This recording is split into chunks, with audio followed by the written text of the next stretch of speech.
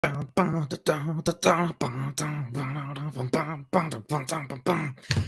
going on, you guys? Josh here, also known as Harry Tornado, and coming at you with another live today. And I bet you're like, Josh, what's up with all the lives? I thought you were supposed to be doing vlogs over here. And I'll tell you what happened today. So today I had 18 things that sold this past weekend. And so this morning I was like, what kind of vlog am I going to do today? And I was like, 18 things. What else is 18? Oh, there's 18 holes of golf. So I was like, why don't I go play golf today? It's a nice day, nothing else to do. Certainly not going to list my death pile. And I also haven't been golfing since my last golf vlog. So it's been a while. So I was like, okay, I can go play golf and I can do 18 holes, and every hole do like one item that sold. 18 items is perfect. So I went today, I filmed everything. It all came out great. And I got home today. I went to go edit my video clips. And when I transferred the clips from my GoPro to my phone like memory topped out. So I was going through my phone, deleting stuff so I could actually export my video once it was done. And I totally deleted all of my video that I took today. So it's a little discouraging. I mean, the video is good. It wasn't the best vlog ever. Like, it's not life-changing or anything. And I think I can run some kind of recovery software on the actual SD card and recover it, maybe. But it takes a while. So I was like, you know what? I've had this idea, the idea of making a video about no one cares about your small business for a while. And it would be easier to talk about this in a live chat situation rather than an edited video anyway. So that's what we're going to do. 67 people watching. Thank you guys so much for showing up today. I hope you guys have had a great day so far. Let's see. Emiadel, first one in the chat. Thank you so much for joining. More Income, Lisa Thrifting Queen, Rico's Adventures, Emily Conway, Carissa Peasy, Joe McLean, Diane Smith, Mark, just Mark. What's up, Mark? Mississippi Gypsy, N&J Thrifts, Peterson Family Resale. What's up, guys? Chud 333. I can't. Oh, Chud, I was looking at your little picture there in the chat, and I think it's an orangutan, but I thought it was you at first, just shirtless pot belly hanging out, but I'm pretty sure that's an orangutan. I hope it's an orangutan. Cass G, Mama Duck Flipper, Burgundy Cells. What's up, man? Joe Deals, Philly Picker, Yakov Benz, Judy Stutz. What's up, guys? What's up? Okay, so the title of today's video, No One Cares About Your Small Business. So I'm saying this. So let me just go over some statistics here. Okay. So I'm on Oberlo.com. Oberlo is like I guess a financial website or something. I don't know.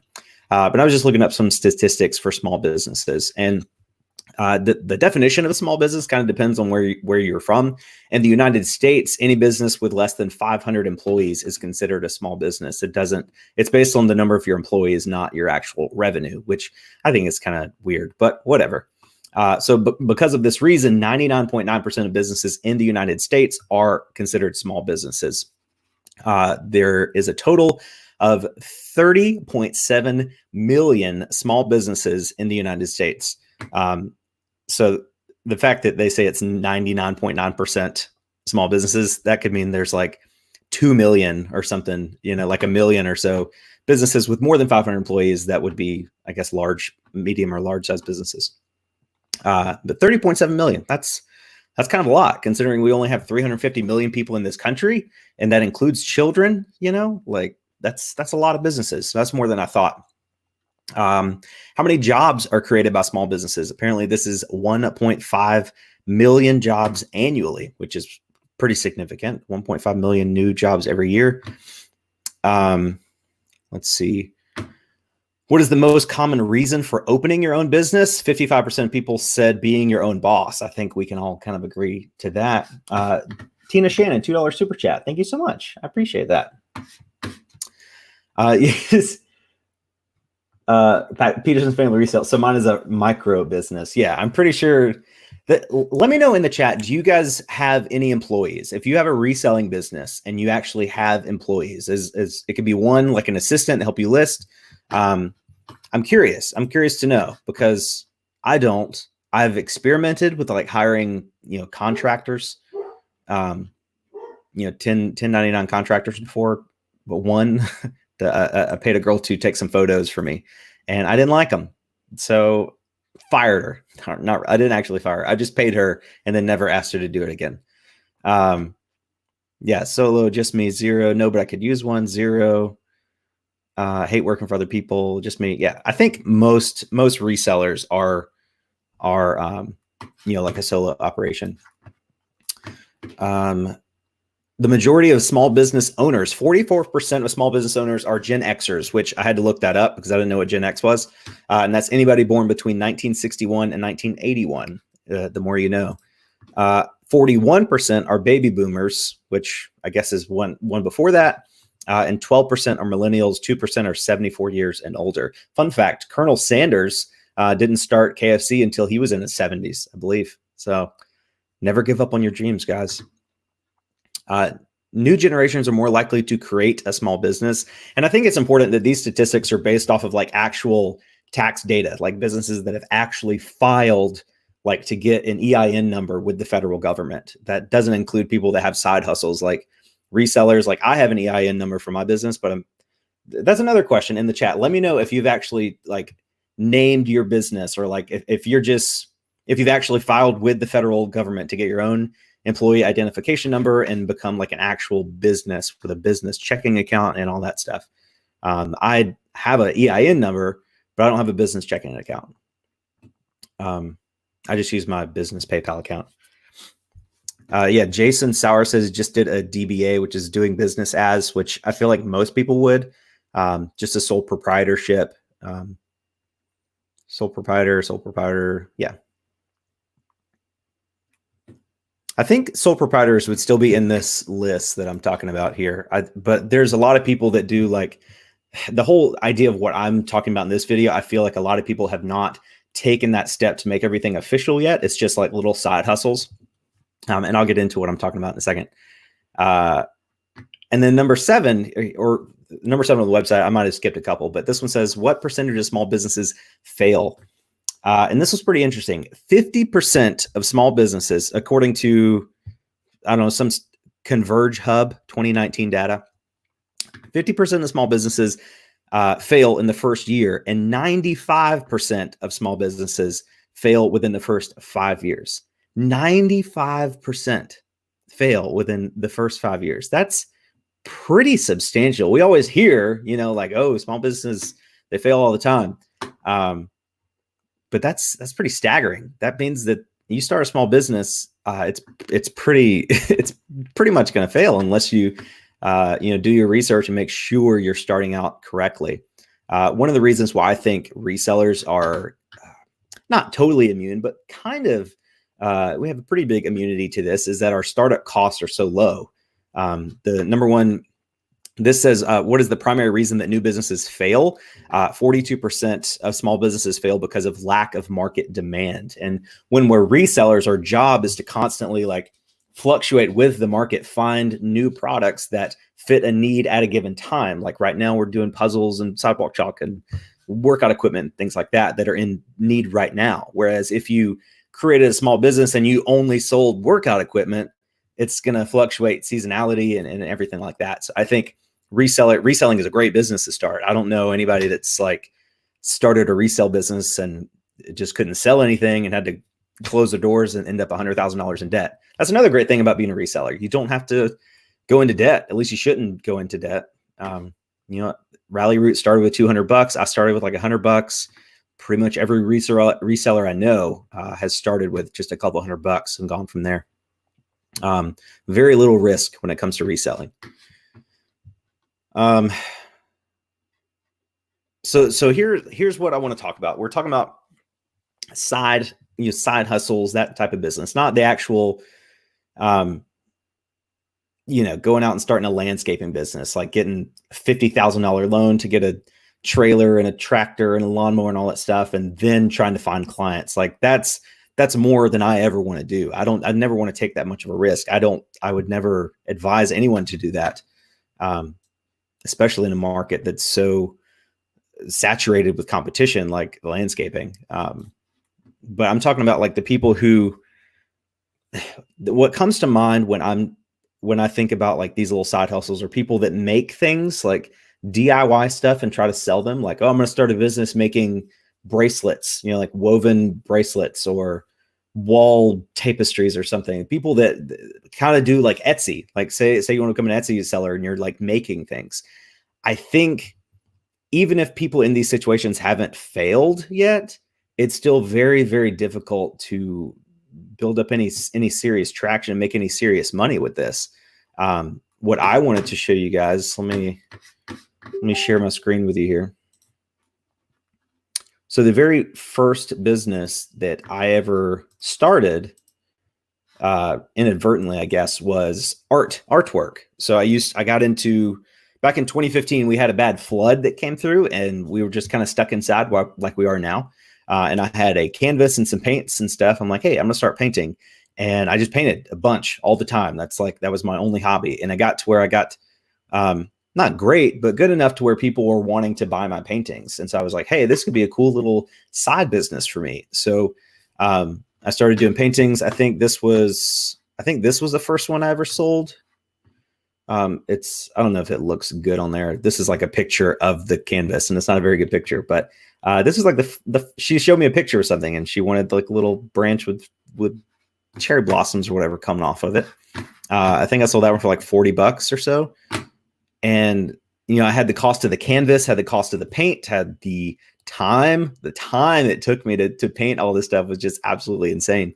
But I felt like I was owning and operating a successful business. I would paint something, spend, 6-8 hours on something and sell it for $40. I'd make like $18 in profit. And I would think I was just hot to trot, man. I thought I was just a little entrepreneur.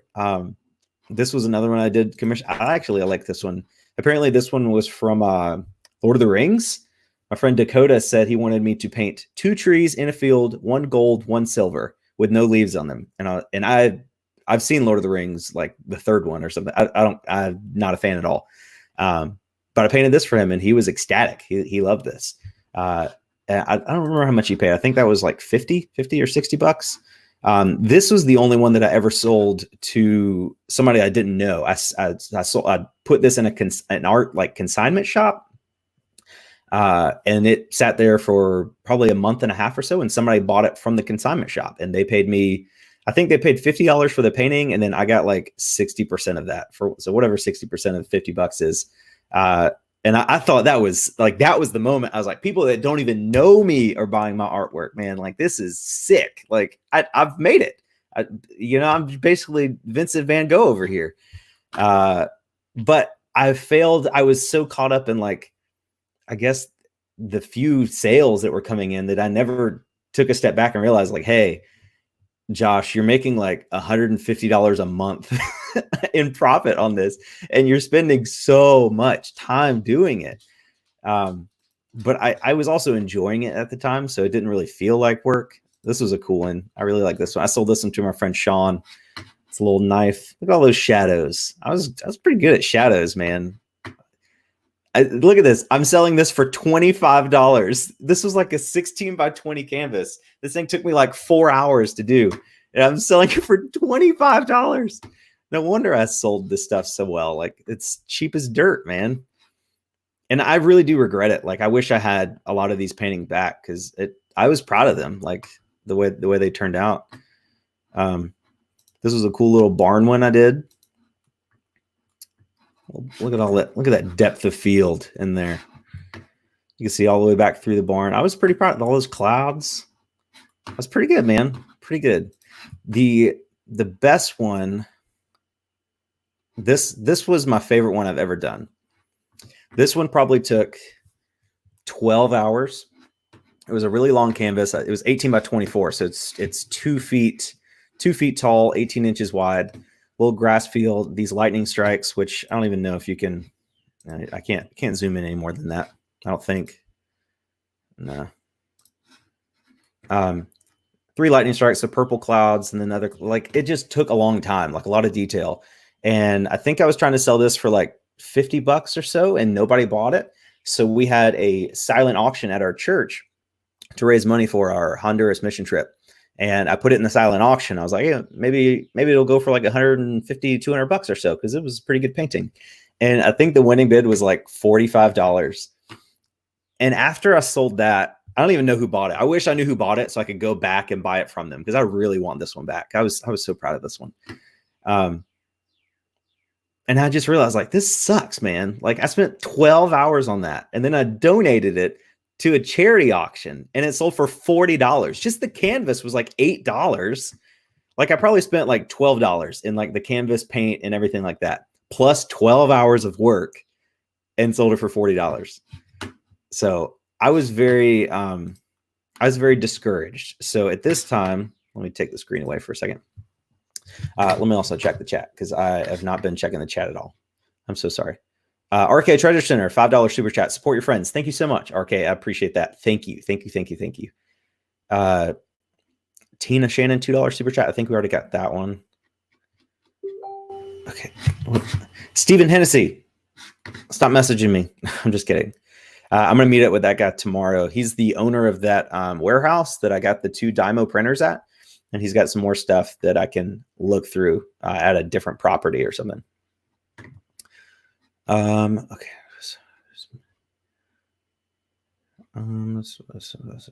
What can you do? Caleb Peterson, I had no idea you painted. I don't anymore. Oh, something else I'll show you guys. So I needed an easel, but I didn't have an easel. And so I made one out of crutches. I had an old pair of crutches, and I was like, you know what? I'm just going to make an easel out of this. And I basically just took the crutches apart and used the hardware. And like, I had this piece of wood sitting out there in the garage, and I made an easel. So I'm just super, super handy sometimes. Sweet people.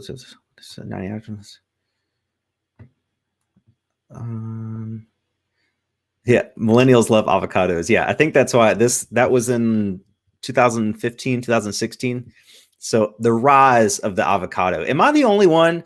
I was raised in a very unhealthy household, like food wise. Like all we ate was like fried stuff, which is why I'm fat now.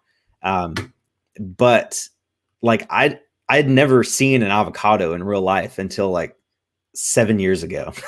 Like I just thought, same with like mangoes. I feel like mangoes just popped up in grocery stores randomly. I don't know. I had no idea what an avocado was first time I saw it. And again, that was like 6 years ago. First. Rico's Adventure, $2 super chat. Hey, Josh, bad question, but store review today? Probably not, Rico. But when I do a store review, I'll definitely do yours, because you've given me 2 super chats now for that. So let me say Rico store review. Smiley face. So we'll get you, but probably not in this video. But thank you for the super chat. What's it? Mango grocery stores. Okay, so after I realized that artwork was not, it was fun, but I'd much rather would have kept all my paintings than sold it for the little bit of money I did. I wasn't even making enough money to like buy new canvases at this point. And I feel like there's so many people out there that have small businesses. They say it's small business, but it's really just a hobby that pays for itself. Like this lady I know, she makes like wreaths or something, like handmade wreaths, and she sells them basically just Christmas time, like only Q4. And I see my painting self in her. She'll spend, all day. She'll like make wreaths on like live videos on Facebook and stuff. And then she'll sell them for, $60 or $70, but it took her like 12 hours to make it, like 8, 10, 12 hours to make it. And she probably spent $20, $30 in materials. And I'm just like, sweetheart, just you got to find something else. Nobody, the whole point of the small business that's going to fail, nobody cares about your small business. If your business runs just because your friends and family want to support you, like if the only reason your business is staying afloat is because people are like pity buying your stuff, not saying her wreaths are ugly or anything like that, but like to have a real business, you have to have an actual marketable product or service that people actually want, not something that people are just buying to support you because they like that you're a go-getter. That might last for a couple months or a year or so, but eventually that business is going to fail because the people that have supported you are like with painting, like, oh, if I already have 4 paintings by Josh, I don't need to buy another one. My mom has like 5 in her house, So if your business is dependent on those people to buy your stuff just to support you because they like you, that's not a good business model. You have to provide a product or service that people actually want, preferably something consumable, because that would be ideal. Like Chick-fil-A. Chick-fil-A is a great product. I'm a customer. If Chick-fil-A made one-off items that were just high quality and good service, I would buy that one item and then be done. But because they make sandwiches, something that you can purchase and consume and want to purchase again, I am a lifetime customer. I went to Chick-fil-A today for lunch. Like, I go to Chick-fil-A all the time. And that's an excellent business model to be involved in. But if you're making wreaths or paintings and I just want to support you, I'll buy one time, but then that's it. You've made $20 and now it's over, So you've got to get out of that mindset of making like wreaths and paintings, and we'll get into woodworking. My next adventure was woodworking. I thought that was so much better. But people just, let's just go into woodworking right here. Cause I want to, I'll show you guys this picture, not related to anything, but this is me and Jadavion Clowney. Used to deliver me like 30 pounds ago. I used to deliver Chinese food. I delivered Chinese food to this really nice apartment complex right next to Williams-Brice Stadium. And I called the guy to let me in, and he was like, hello. And I was like, hey, I'm Mr. Jadavion. He's like, yeah. You here with the Chinese food? All right, come on up. And I was like, yo, this is Jadavion Clowney, 100%. And I got there, knocked on the door, bam, it was him. I was like, hello, do you think I could take a picture with you? He was really cool. He only tipped me $2 though, so that kind of sucks because he had just signed his contract with the Texans. So he was basically a millionaire. Come on, Jadavion, you got to do better than that. All right, so let me scroll up here to the, okay, here's where the woodworking started. This is the first thing I ever made. This was our old farmhouse table. We don't have it anymore, but I made that. I had no idea what I was doing. I didn't do a very good job. But after I made it, I was like, hey, this could be my next business. I could do woodworking. This is fun. This is more manly than painting. I felt like a lot of girls bought my paintings. Like, I think that lemon painting that I sold to my friend Sean was the only one that ever sold to a male. So a lot of women supported my painting, but I felt like, I don't know, I want to do something more manly with my life. So I started woodworking, and I was like, sweet. I think I made another table like this for somebody. I did this. These were the chairs that went with the table. I started like flipping stuff instead of building stuff from scratch. I found stuff like this little dumb cabinet. I'm pretty sure I got it at Goodwill. I think that's a Goodwill sticker up there. Probably paid like $6 for it. And then I sanded it down, built like I took the drawer out and built like a little wine shelf down there. And I was going to leave it like that, but I eventually ended up painting it black. And I was like, oh, this looks awesome. That took me like 5 hours, and I was so proud of that. And I never sold it. I was asking like $30 for it. Nobody ever bought it. I dropped it down to like $20 on Facebook Marketplace. Nobody ever bought it. I never sold that. I don't even know what happened to it. I'm pretty sure I just like donated it to Goodwill or something. I made this sign. I was really proud of this sign. This was pallet wood. The wood was free. Got it from a pallet, painted it white, sanded it down, went to Office Depot and printed out a big banner that said beloved, and then traced it on there, painted it. This thing took me like 6 hours. And right now it's sitting in my mom's kitchen. I just gave it to her for free because nobody bought it. I think I was asking $60 for that. Nobody bought it. And then I started making smaller things because I realized that, again, I was in that business model where people wanted to support me, but they didn't want to spend more than $20, So then I was like, okay, maybe if I focus on making $20 items. So I made these like state cutout things. Like this one's North Carolina. Again, this was just pallet wood, printed out a picture of North Carolina, traced it, painted it, drew a heart. I think this sold for $25. Only charged $25 for this. I sold this North Carolina one and probably probably a total of like 20 or 25 South Carolina ones. So these sold well, but again, I was making, 20, 25 bucks on each one, and they were taking me 4 or 5 hours to make. I was trying to batch them out together, but it was still not a very good use of my time in terms of business sense. This TV, okay, this is a good one. I found this old TV, old box TV at Goodwill. It was $27, like $26.99. And I started with that. And then I thought it was going to be super easy to take this TV out because my plan was to make this into a mini bar. I was like, I'll just pop that TV out and then build a little mini bar in there. That'd be such a cool idea. I found it on Pinterest. I thought it was going to be easy. However, getting this TV out of this cabinet was probably one of the most difficult things I've ever done in my entire life. It took like 2 days. It is not meant for you to take TVs out of these things. I finally got everything out of there, and I mean, everything was just getting pulled apart, man. It was so difficult. I got everything out of there, and I think I sanded most of the top down. I got depressed because it wasn't real wood on top. It was like pressed wood. So you sand it. I couldn't stain it. I would have to paint everything. But it ended up looking pretty good. That's my friend Sean's foot. But I painted the inside like a lime green, outside blue. I put a mirror in the back because mirrors always make mini bars look cool. I built this little shelf with some clear plexiglass shelf, and I put like an LED light switch in there. This thing was a sick mini bar, but by the time I spent the money on the TV and the mirror and the plexiglass and the lights and everything, I was into this thing like just over $100, and also probably like 20 hours of time. That's what it looked like without the lights on. I put wine racks up here, the lights, the shelf like lit up. It made the bottles look cool. It was a cool piece, and I ended up selling this for $100. So I lost, I think I lost like $5 or $6 on it, but I also wasted over 20 hours of time. And again, this was listed on Facebook Marketplace for 4 months, and I finally got one guy who was like, "Hey, will you take 100?" I'm like, "Sure," because this thing's huge and I need it gone. This was one.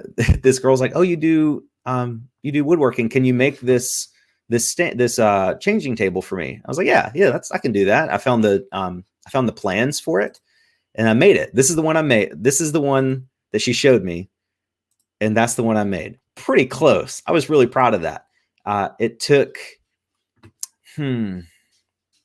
probably, it was like a whole day. Like I started at like 5:30 in the morning and I ended at like 9 o'clock at night, between like waiting for the stain to dry and everything. So it was a whole day, and I charged her $160 for it. And the material cost for this was probably about $90. So I made $70 in profit for like 14 hours worth of work. And it was difficult. It was way more difficult than you could ever imagine. Woodworking is hard. Like unless you do it yourself, you just don't understand how hard it is. So after that, I was like, I need to go back to making smaller things. So I started making these little wall hangings and little, signs and stuff like that. And those were selling okay. But again, I was making, $20 for 3 hours worth of work. Started making these herringbone coffee tables, made these like wedding signs. Again, they would sell, but it wasn't something that I could scale. It was something that I had to make myself all the time. Hold on 1 second, guys.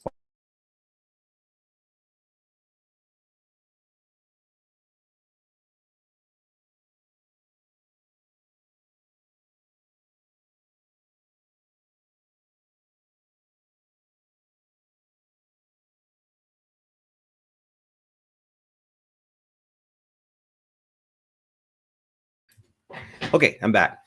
So yeah, I made these. These were selling pretty well. Here's that dartboard that I made that I showed you in the video the other day. I was really proud of that. I tried to sell that, but nobody ever bought it. It was too expensive.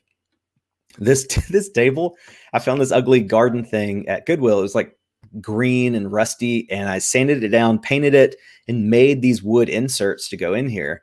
And I didn't have like a jig to make circles with it, so I was just doing it by hand. I spent like 7 hours on this thing, and I think I sold it for $25 on Facebook.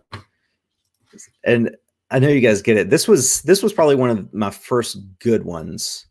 Is this it? I'm pretty sure this is it. No, actually, that was a good flip. I found this one on the side of the road near my old house, and I didn't do anything to it. I just got it from the side of the road, took pictures, and I think I sold it for $50. So that was straight profit with minimal work, and I like that one.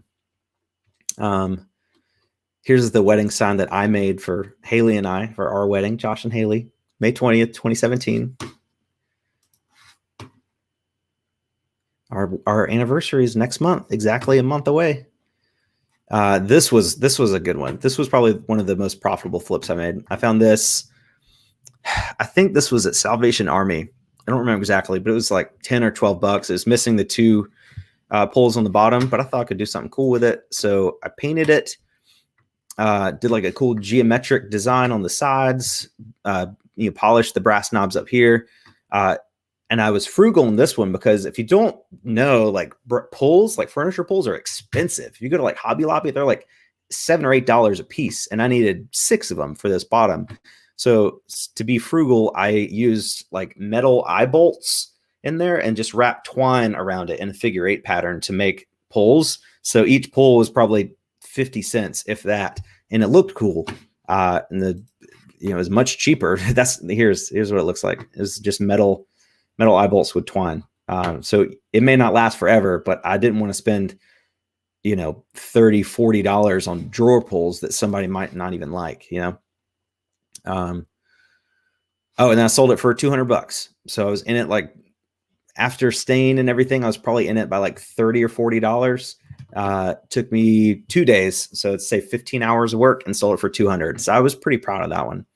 And the name of my business was Blackwater Refurb and Design. I still have a t-shirt. Let's see. Oh, this was a good one. I got this one from Craigslist. I paid $10 for this. And then the doors were falling apart. So I punched out these front panels of the doors. I replaced them with chicken wire. I painted everything, replaced the handles, and stained the top. And this was probably my best one ever that I'm most proud of. The chicken wire looks cool. I had these cool little arrows wrapped with twine and stuff. I was pretty proud of that. I think I sold this one for $275. So I spent $10 on that, probably 3 days worth of work. So good profit. But again, I mean, on eBay now, I didn't do anything this weekend. I sold 18 items and I probably made the same profit this weekend that I did this weekend, working constantly, So you've got to work smarter, not harder. This was a good one. I found this on Facebook. Somebody, I think they were asking $20 for that. And I bought it, didn't do anything to it, and just took a better picture and listed it on Facebook again. And then I sold it for, I think, 70 on that one. Yeah, this was my listing. So I found it. It was a good solid piece of furniture with a terrible picture, bought it, took a better picture, staged it, put a bunch of crap in there, made it look better, sold it for $70. Same day. So that was a good flip. Minimal work. Oh, all right, Moses' first Halloween, we dressed him up like a spider, and he hated it. It was also really creepy when he would run around with all the legs. Okay, so I think you guys get the idea. You've got to start a business giving people something that they actually want. Again, I'll say it. If your business is built solely on your friends and family and people that know you, that's your only clientele, you're going to fail. You have to get something that is scalable, relatively scalable, something that actually does more than pay for itself. Woodworking basically pays for itself. When I started making cutting boards, because I really like making cutting boards, it's really satisfying. But I mean, with a cutting board, you can't use like lumber from Lowe's and Home Depot. You have to go to an actual woodworking store. So like walnut, if I want to make a walnut cutting board with like a maple inlay, just the wood alone is probably $30 or $40, just the raw wood. And then to make the cutting board is probably another 3 to 4 hours of work. And then you list your cutting board for, $120 or so. And people are like, why would I want to pay $120 for this? I can just go to TJ Maxx or Home Goods and get one for $12, because the general public doesn't understand the difference between solid maple or solid walnut cutting boards versus the acacia wood cutting boards that you get at TJ Maxx for $12. and they don't care because it's a cutting board. It still works the same. So that's why I quit woodworking, because the general public, like the people near me in my circle, friends, family, people that know me, were supporting me with those smaller items. But that wasn't enough to actually build a business off of. It was just paying for itself. And the general public weren't willing to spend a lot of money on cutting boards and other things like that, because they didn't understand the value of carpentry skills and the price of materials getting into that. Personally, I don't know anybody. The only woodworkers I know that actually make a living doing that are doing like commercial stuff, like they're framers or they work with contractors. I don't know anybody that can make a living just making woodworking crafts. You might can do craft fairs and stuff like that, but it's very seasonal. It's a lot of work, and you might make what, $15,000, $20,000. And it's not enough money. You've got to do business in a way that creates a substantial, is something to live off of, something to support your business and be able to grow and invest in your business, but also the ability to let you pull off some of the income and actually buy things for yourself, to live off of. And painting was not doing that for me. Woodworking was not doing that for me. They were enjoyable hobbies, but they were not businesses. So just know that, there's a difference between a hobby that pays for itself or a hobby that makes a little bit of money versus an actual business that you can support a family with. Okay, let me go back to the chat here. You guys get it? You understand? Have I tried crafts with driftwood? Yes, I have. Yeah, little baby Mose. Mose was such a baby. I was worried that we wanted like a fluffy golden retriever, and I was worried that he was never going to be fluffy, because when we got him as a puppy, he looked like a lab. His fur was really short, but he developed very well. His butt is super fluffy now. Spider dog is real. Yeah. Yeah, people don't care about quality and want that instant gratification. And then if you watch a show like Shark Tank, somebody comes on there with some product and they're talking about the quality of the product. People don't care. Like, people want a high quality product, but I remember one time I saw a guy, he had like, it was basically a dish. It was like a ceramic dish that had like a grater in the bottom of it. So with like a garlic clove, you put the garlic in there and grate it, and it would just stay in its own dish or something. It sounds like a dumb idea, but it was a good idea. But he kept saying that like it was going to sell for $40 because it was made with some French porcelain that was like super high quality. And I don't know if it was on Shark Tank or not, but the investors were like, nobody cares. Like, they just want a functional product. They don't care where the porcelain's from. They're like, you need to start sourcing get your product made, or start sourcing it from China or something where your cost can be a lot lower and you can make a profit on it. I don't know if he went with their suggestion or not, but it makes sense. Like, why would nobody cares about your porcelain garlic grater? Nobody cares about your garlic grater in the first place, but especially like, why would I care if this garlic grater is made of some $40 marble and this one's made of $2 Chinese plastic, but both of them do the exact same thing? Like, I hate to say it, like, I wish we lived in society when everybody just supported American made products and bought American made stuff and everybody just lived happily ever after. But unfortunately, we live in a society where people don't care about that stuff. People want a product that works for at least a certain amount of time for a certain amount of money, and you have to be able to provide that for them. I feel like I've been talking a lot.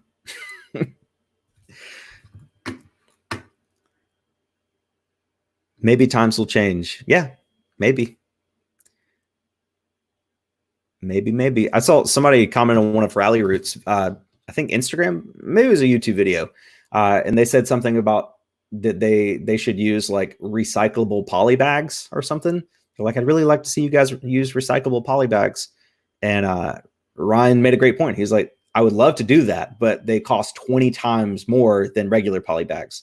And he was like, at some point, like, I'm not going to bankrupt my business just to save the environment. Like, we have to reach a certain point in our future where recyclable products and things that are better for the environment are actually, are actually within the realm of thought when it comes to a business. You can't just, like, I went to Burger King the other day and got a drink and they gave me like a cardboard straw. And I was like, oh, cool. Trying to save the environment. I get it. But then the cup that the cardboard straw was in was 100% plastic. I'm like, okay, I don't get it. But whatever. One step at a time, I guess. But yeah. So, all these businesses, there's so many businesses nowadays, guys, and all of them are, I don't know. It's just tough. I like reselling. Reselling's cool. We can pivot. We can chase after, whatever's the hot item right now. We can stay afloat in uncertain times like these. If my business model right now was centered around one specific product or service, any service, I don't know any service industry people that are, doing well right now. I guess maybe Instacart or Shipped or something, grocery delivery. But working in a reselling as a reseller, being a reseller, I think we have a huge leg up on competition in terms of other small businesses. The community of resellers is great on YouTube. I appreciate all of you guys being here. And I just, I don't know. I hope you guys understood everything I was babbling about for the last 40 minutes or however long it's been. Cardboard straws are to save marine animals. Yeah. I just don't understand why you would do cardboard straws and not paper cups or something. Like, why still give me a huge plastic cup with a cardboard straw? I just don't get it. But whatevs.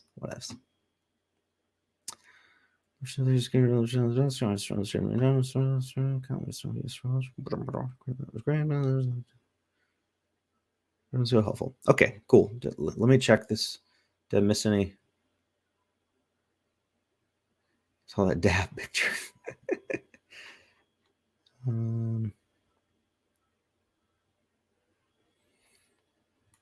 One thread at a time. You'd have to live in California where people are willing to pay $400 for repurposed stuff. LOL. Carolinians are tightwads. Yeah, and I would love. We have a couple at our church that both of them their job is to refurbish furniture. I don't understand. I mean, their prices are high and they have a big client base and people actually buy from them, but I still don't understand how they make enough money for both of them to live. I mean, they'll get a dresser. They have clients, sometimes people will bring them their grandma's dresser. Hey, here's my grandma's dresser, refurbish it for me. And they'll charge them, $500, $600, $700. It looks great. But it takes them a long time, they can only do one piece every couple days, and once you pay for materials, they use a really high quality paint that's $70 a gallon, and their stuff is really good, but would it, it's just tough. It's tough being involved in the home remodeling industry, where your business is based on quality instead of quantity. It's tough. Because why is somebody going to pay $800 for my dresser that I spent 40 hours fixing, where you can just go to Wayfair and have your dresser shipped to your door in 2 days for free, and it's $150 and it looks the same. To the untrained eye, it looks the same. So it sucks, and that's why I got out of it.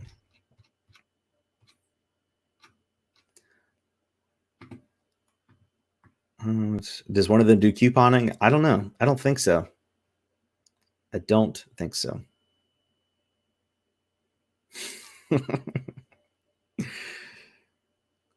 All right, guys. So I'll call it quits today. 185 people watching. 186. Look at there. We got an extra one. Thank you guys for watching. I will try to recover the footage from today's vlog and put that out tomorrow. But if not, I'll have something for you, tomorrow. We had some viewer sales this weekend. I need to give you guys shout outs for that. So thanks for your support. I really appreciate it. Smash the like button, subscribe if you haven't, and I'll catch you guys on the next one.